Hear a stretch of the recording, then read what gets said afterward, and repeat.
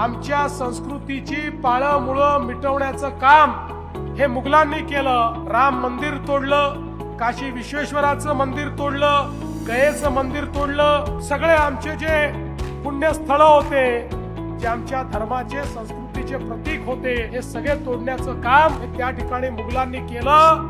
पण त्याच वेळी या सगळ्या मंदिरांचा जीर्णोद्धार करून पुन्हा एकदा आमच्या संस्कृतीला पुनरुज्जीवित करणारा जर कोणी असेल तर ते आमच्या पुण्यश्लोक अहिल्याबाई होळकर होत्या, ज्यांच्यामुळे आमच्या संस्कृतीचं पुनरुत्थान झालं। आज उत्तरेकडचं कुठलंही मंदिर बघा, दक्षिणेतलं कुठलंही मंदिर बघा, पूर्वेमध्ये आपण गेलो तर त्याही ठिकाणी जगन्नाथपुरीचं मंदिर बघा, पश्चिमेत आपण गेलो तर महाराष्ट्र आणि गुजरात मधली मंदिरं बघा, तिथले तट बघा, तिथले घाट बघा।